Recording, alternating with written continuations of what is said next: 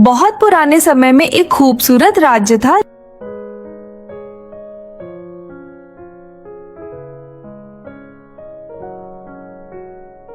जहाँ एक राजा और रानी बहुत खुश थे।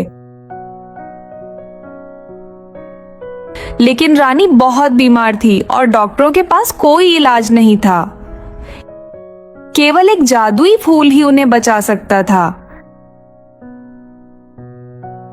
सिर्फ एक बुढ़िया उस फूल की जगह जानती थी। यह औरत मदर गोथल सालों से अपनी जवानी बरकरार रखने के लिए इस फूल की शक्ति का इस्तेमाल कर रही थी। ये मेरा फूल है, इस पर सिर्फ मेरा हक है।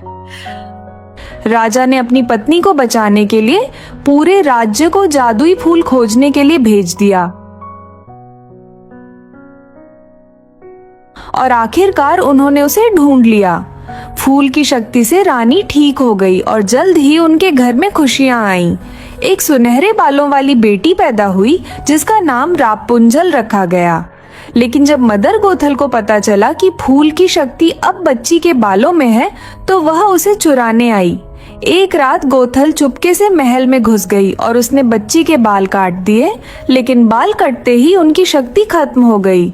गोथल समझ गई कि अगर बाल शरीर से जुड़े रहेंगे तभी जादू रहेगा, इसलिए उसने रापुंजल का अपहरण कर लिया।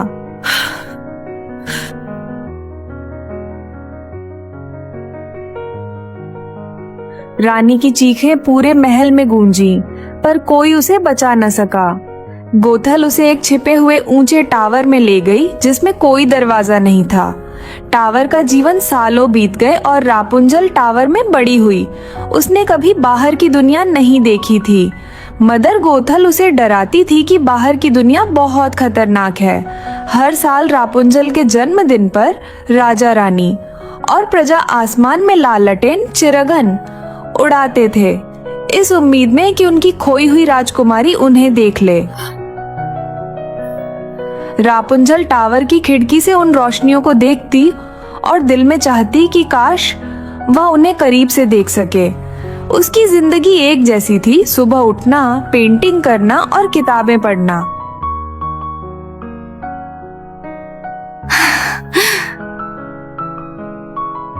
उसके बाल इतने लंबे थे कि वह उन्हें रस्सी की तरह इस्तेमाल करती थी।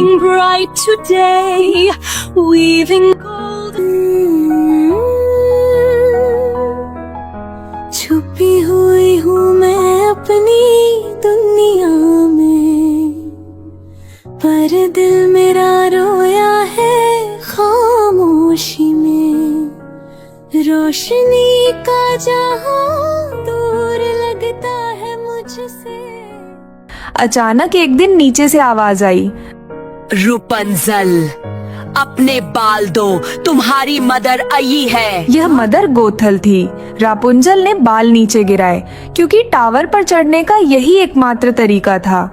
गोथल उसे दिखावे का प्यार करती थी क्योंकि उसे सिर्फ जादुई बालों की जरूरत थी। जब रापुंजल ने बाहर जाने की जिद की तो गोथल ने गुस्से में मना कर दिया। मदर, क्या मैं बाहर जा सकती हूँ प्लीज? बाहर की दुनिया तुम्हारे लिए खतरनाक है मेरी बेटी। फ्लिन राइडर नाम का एक चोर रानी का ताज चुराकर भाग रहा था।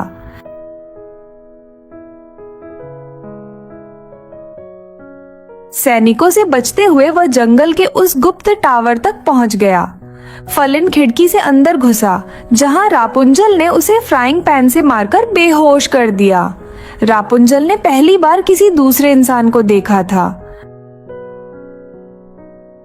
उसने ताज को छिपा दिया और फलिन के सामने एक शर्त रखी, अगर तुम मुझे वह रोशनियां लैंटर्न्स दिखाने ले जाओगे तभी मैं तुम्हारा ताज वापस करूंगी। फलिन मान गया। पहली बार रापुंजल टावर से बाहर आई। जब उसके पैर जमीन पर पड़े तो वह खुशी से झूम उठी। उसे दुनिया बहुत खूबसूरत लगी, पर साथ ही उसे गोथल को धोखा देने का दुख भी था। वे एक गांव में गए जहां रापुंजल ने लोगों के साथ नाच गाना किया। धीरे धीरे फलिन और रापुंजल एक दूसरे को समझने लगे।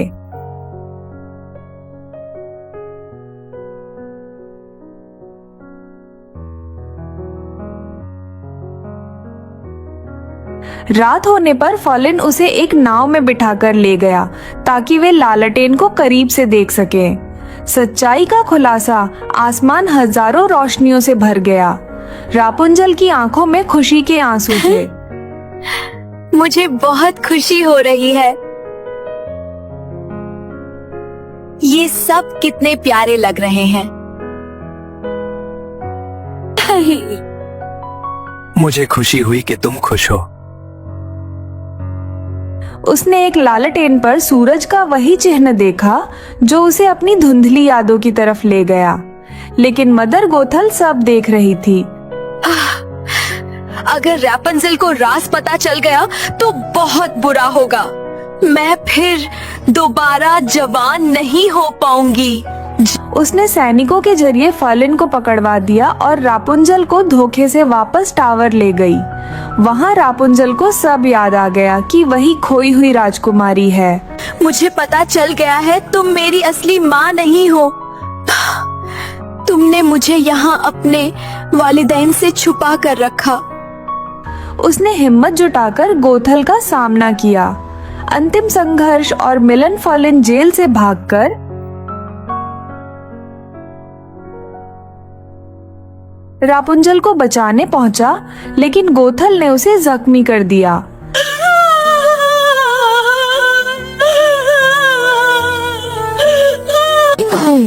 अगर आप फ्लिन राइडर को ठीक कर दें तो मैं आपसे वादा करती हूँ कि मैं आपके पास रहूंगी।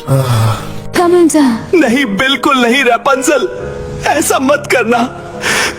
रापुंजल ने गोथल से वादा किया कि अगर वह उसे फॉलिन को ठीक करने दे तो वह सारी जिंदगी उसकी गुलामी करेगी। लेकिन फॉलिन ने रापुंजल की आजादी के लिए अपनी जान की परवाह नहीं की और एक शीशे के टुकड़े से रापुंजल के बाल काट दिए। बाल कटते ही जादू खत्म हो गया। मदर गोथल तुरंत बूढ़ी हो गई और राख बनकर हवा में उड़ गई। यहाँ प्यार की जीत हुई। रापुंजल के आंसुओं के जादू ने फॉलिन को ठीक कर दिया। अंत में रापुंजल 18 साल बाद अपने असली माता पिता से मिली। उसने न केवल अपना परिवार पाया बल्कि अपनी असली पहचान भी ढूंढ ली।